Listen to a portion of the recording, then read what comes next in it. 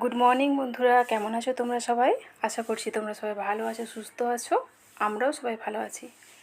আজ হচ্ছে রবিবার, আর সকাল সকাল ব্লগটা শুরু করলাম। সকাল না, ঠিক বেলা হয়ে গেছে। আর দেখো দুষ্টুমি দেখো, বাজারের ব্যাগটা কিচ্ছুতেই দেবে না।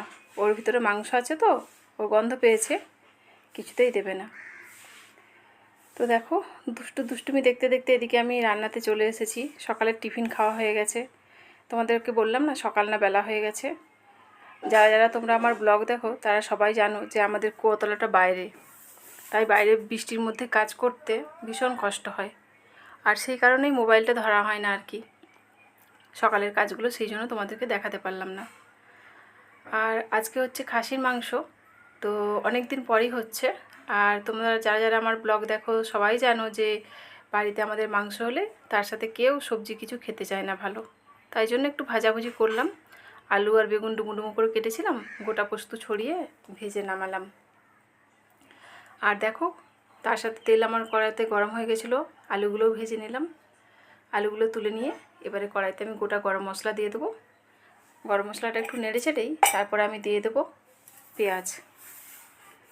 পেঁয়াজটা একটু ভাজা ভাজা হয়ে গেলেই ওর সাথে আমি একটু টমেটো দিয়ে দেবো। আর মাংস করলে আমি বেশি মশলা দিই না, হালকা মশলা দিয়ে আমি বানাই সব দিনই। আর মাংস প্রায় আমি একভাবেই বানাই, আলাদাভাবেও করা যায়, কিন্তু আমার জানি না কেন এরকম করতেই ভালো লাগে। অল্পই মশলা, দেখো তোমরা, বেশি মশলা না। আদা রসুন একটু পেস্ট দিলাম। তো মশলাটা চলো কষতে থাক। মশলা কষাতে কষাতে আমি আমার কিছু কাজ করে নিই।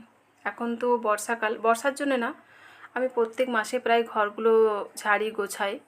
আগের অনেক ব্লগে তোমরা দেখেছো।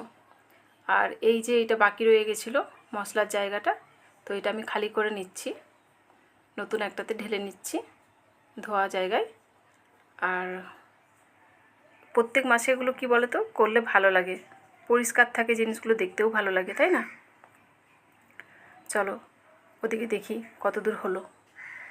মশলাটা প্রায় কষানো হয়ে এসছে, আর একটু কষানো হয়ে গেলেই মাংসটা আমি দিয়ে দেবো। তো এখন আমি এর মধ্যে দিলাম হলুদ গুঁড়ো, লঙ্কার গুঁড়ো আর জিরের গুঁড়ো দিয়ে আমি একটু মশলাটা কষাবো আর কি। জল আমি দেবো না, ওই মিক্সি ধোয়া জলটাই একটু দেব। মিক্সির গায়ে যে মশলাগুলো লেগে রয়েছে ওই জলটাই আমি একটু দেব, আর দেবো না জল। তো চলো একটু মিক্সি ধোয়া জলটা দিয়ে দিই। এই দেখো অল্পই জল দিলাম, কিন্তু বেশি দিইনি। কিন্তু মশলাটা একটু কষে নিই, মশলাটা কষা হয়ে গেলে তারপর মাংসটা দিয়ে দেবো। দেখো আমার মশলাটা প্রায় কষানো হয়ে গেছে, তেল ছেড়ে দিয়েছে হালকা হালকা। তো এখন আমি মাংসটা দিয়ে দেবো আর কি।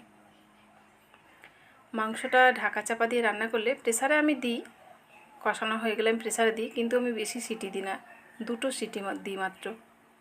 কড়াইতে ভালো করে কষিয়ে ঢাকা দিয়ে কষিয়ে তারপর আমি প্রায় হয়ে আসার মুখে তখন আমি প্রেসারে দিয়ে দিই আর কি। তো চলো এদিকে এটা ঢাকা দেওয়া থাক, আস্তে আস্তে হোক, তারপরে আমি বাকি কাজগুলো করে নিই।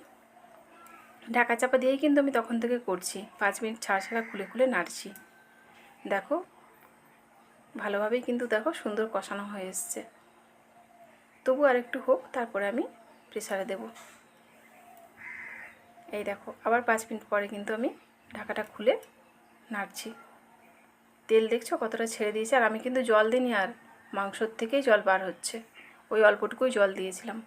এই সময় আমি প্রায় মাংসটা হয়ে এসছে, আলুগুলো দিয়ে দিলাম। আলু আমি ভেজে তুলে রেখেছিলাম, আলুগুলো দিয়ে দিলাম। তো চলো এটা এখন হোক। বাজার এনেছে কি দেখি, সর্ষের তেল, রিফাইন তেল, চা, চিনি, আর একটা জিনিস তোমাদেরকে দেখায়, মধু আমি নিয়েছিলাম, সফলার মধু একটা নিয়েছিলাম। আমি সকালবেলায় খালি পেটে গরম জলের সাথে মধু খাই, তো কোনো দিন খাই কোনো দিন খাই না, মানে আমি সপ্তাহে যদি একদিন খাই তো আমার 4 দিন বন্ধ থাকে, রেগুলার না। ওই মধুর সাথে এই জারটা আমি পেয়েছিলাম, কি সুন্দর না, এই যে এই মধুটার সাথে আমি পেয়েছি। তো ওইটা ভাবলাম আমি সর্ষের তেলের জার করব আর কি, ছোট্ট না, ভালো হবে তাই না?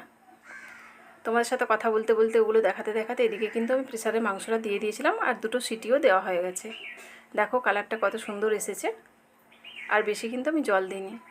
মাংসটা কড়াইতে আমি ঢেলে নিয়ে আরেক ফুট দিয়ে দেবো, জোরে আরেকবার ফুট দিয়ে তারপর আমি বন্ধ করে দেবো। তো চলো, মাংসটা আমার প্রায় রেডি হয়ে গেছে, সবাই চান করেও চলে এসছে, খাবার আমি রেডি করে নিচ্ছি। তো তোমরা কে কোথায় আছো, সবাই ভালো থাকো। আজকে এই ব্লগটা আমি এই পর্যন্তই করলাম। সময়ের অভাবে তো করে উঠতে পারি না, তাও মন চাই তোমাদের সাথে কথা বলতে, তোমাদের সাথে মানে সব কিছু শেয়ার করতে। তোমরা সবাই ভালো থাকো, সুস্থ থেকো। আবারও পরে একটা নতুন ব্লগ নিয়ে আমি আসবো।